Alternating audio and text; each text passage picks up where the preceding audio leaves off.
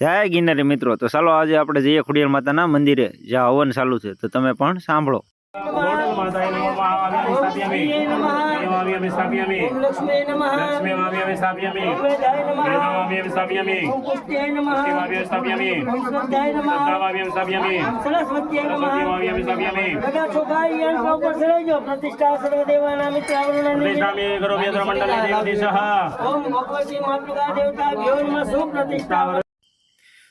જુઓ મિત્રો, એક બાજુ હવનને ગોરદાદા વિધિ કરાવે છે અને આ બધું જો આવડા લોકો બધા ભોજનની તૈયારી કરી રહ્યા છે.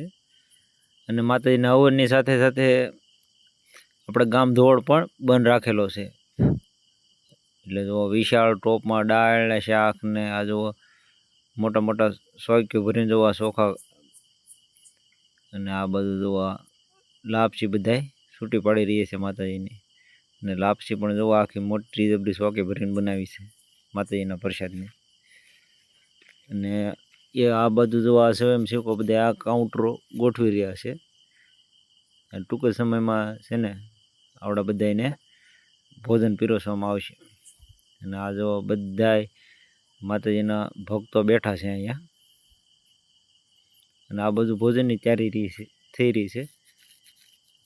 અને જો આ બધું ગોરદાદા બધાને વિધિ કરાવી રહ્યા છે. તો ચાલો હવે આપણે ખોડિયાર માના દર્શન કરીએ. જોવા ઢોલિયાધાર ખોડિયાર માતાનું મંદિર. તો આપણે ઘણા બધા માતાજીના મંદિરના અને ખોડિયાર માતાના વિડીયો મૂકેલા છે અને તમારા સપોર્ટથી એમાં વ્યૂ પણ સારા આવ્યા છે. તો જો આ ખોડિયાર માતાના પરમ ભક્ત એવા રામભાઈએ જુઓ માતાજીના હવનનું અને આખા ગામ ધોવાડા બહેનનું સરસ મજાની વ્યવસ્થા કરી છે. અને આ જો મંદિર પણ આમ જો ફૂલડાથી અને તોરણથી સરસ મજાનું શણગારવામાં આવ્યું છે. અને માતાજીની એક બાજુ ગણપતિ મહારાજની મૂર્તિ છે અને આ બીજી બાજુ મહાદેવની મૂર્તિ છે. અને આ માતાજીની વિશાળ પ્રતિમા છે. જો ભોજન તૈયાર થઈ ગયું પછી માતાજીને ઝાર કાઢી અને આ જો ભાણું મેકી દીધું છે આપણે માતાજીને.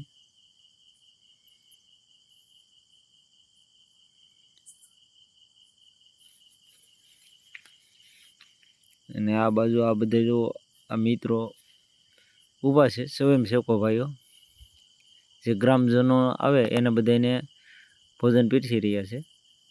આ જો ગામના વડીલો અને માતાજીના ભક્તો બધા માતાજીનો પ્રસાદ અને ભોજન લઈ રહ્યા છે.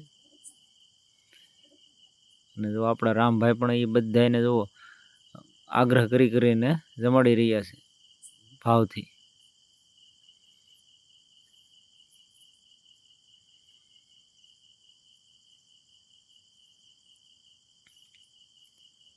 અને આ બધા વડીલો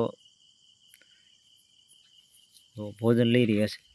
અને આવું સરસ મજાનું કાર્ય ત્યારે જ થાય જ્યારે માતાજીની કૃપા હોય.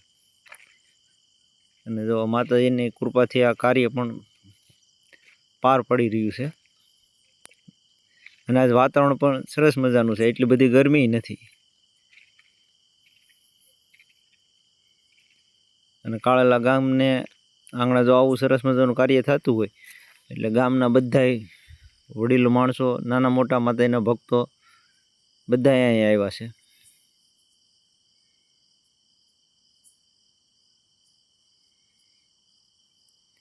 આ બાજુ આ બધા ભોજન લઈ રહ્યા છે અને એક બાજુ ભૂદેવો હવનની વિધિ કરાવી રહ્યા છે. જો આવડા લોકો જોવા અહીંયા બેસી અને ભોજન લઈ રહ્યા છે. અને આ બાજુ ગોરદાદા જો હવનનું માતાજીનું કાર્ય કરી રહી છે.